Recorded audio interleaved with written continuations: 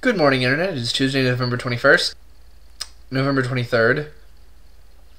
It looks like the Vlogbrothers aren't the only one that are ever going to get the time date wrong. Thinking it might be 12 o'clock in the afternoon, but I'm still very, very much brain dead. It is also Tuesday, Question Tuesday. An idea that I've seen on a few different vlogs. Charlie is So Cool Like and the Vlogbrothers are the two that come to my mind first.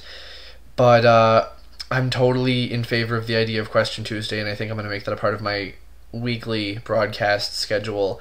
So in addition to the Monday, Wednesday, Friday, Saturday vlogs, which are going to be of random and probably unintelligible nature, there will be a Question Tuesday, and possibly a Show and Tell Thursday, because I love that idea as well, but we'll see what happens. I do a lot of show and tell on the show anyway. These questions all come to me from one of my bestest best friends in the world anymore, because everyone else left for college, and I'm taking the year off, and I'm all alone. But I do have him. His name is Biduboop. Bidubop. I can't pronounce his name. There. Bidubop, I think, is how you pronounce that. His name's Braden Decker, and he's awesome, and he's also in the process of learning how to do internet videos, and you're probably going to see a lot of collaboration with me and him in the future. What is your weapon of choice? My weapon of choice, if anything, is probably going to be like a Lobo, which is a handled bladed weapon featured in the novel World War Z.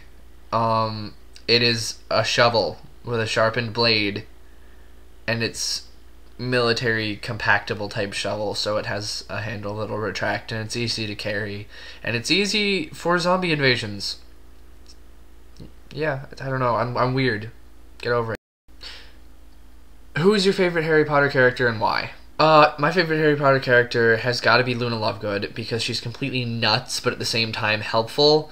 She's caring while being really up in the air as to whether or not she cares because she cares or because there's something behind her. You can never really tell what's going on inside her head, or if there's something going on inside her head, and she believes in the most random stuff ever, which I love. Nerd Fighter number 1 equals Luna Lovegood. Would you rather lose an arm or a leg? I would probably rather lose a leg, because just from the practical aspect of prostheses, it's easier to learn how to walk on a prosthetic leg than it would be to learn how to, like, pick stuff up with a prosthetic arm. And they're making great advancements in neurotechnology in, like, linking metallic arms in so that you can, like, move the fingers all like you're supposed to. But that just creeps me out, and I feel like some of the stuff they're doing has, like, computer chips in it, and I feel like I'm not going to be in control of my arm if, like, Skynet takes over. So, leg it. What would be your starter Pokemon from the original series? In the games I always chose Charizard because he could totally, like, burn fire. But in the real world, if Pokemon existed, I would probably be going with either Squirtle or Bulbasaur, because fire will backfire, pardon the pun there. Again, practicality takes over, and I start thinking to myself, there's a good chance that thing could burn down my house. Whereas, if I have a turtle living in my bathtub, that's not going to burn down the house at all. And if I have a little Bulbasaur, I don't even know what the heck that was based off of. I think it's also a turtle. It looks like a turtle. It has, like, a bud instead of a shell. I don't know, it's just a leaf lizard. Anyway, if I had that out in my garden, I could make it, like, grow tomatoes for me or something. At least help with it, right? Like, they have bullet seed, and that would probably hurt the plants. Yeah, Bulbasaur. Favorite Tim Burton movie? Why did you have to ask that? Why that? With me, movies go in 3 categories. Directed by Tim Burton, produced by Tim Burton, anything that doesn't involve Tim Burton. He's kind of a personal idol for me when it comes to movie making, when it comes to any kind of cinematic anything. I love his vision, I love his directing style. His production work, because it's under someone else's vision, isn't some of my favorite, but you can still see hints of Tim Burton in it. And I just love everything that he's done so far. One of my favorites has to be one of his more early movies, which is Frankenweenie. It was live action, one of his first. I do believe, and it was the perfect mix of like dark and creepy and heartwarming and amazing.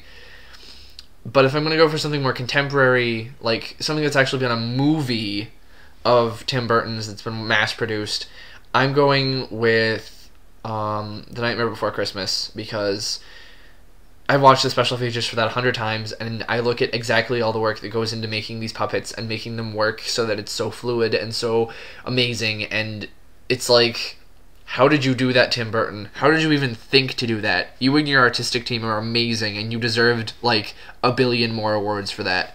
Good job. Kirk or Picard? This is not going to be an easy question for me to answer, because I have no idea what it's in reference to. I know it's Star Trek. And I'm Star Wars, not Star Trek. It's not easy for me to say which I would prefer, because I don't know anything about either of them, so I'm just going to, like, flip a coin and see what happens. If I can find a coin. Heads Kirk, tails Picard. Tails it is. Picard. Sorry for you Star Trek fans. I do not belong. Why is there a disturbing lack of good cartoons now? I will tell you why. I will tell you exactly why there is a disturbing lack of good cartoons now.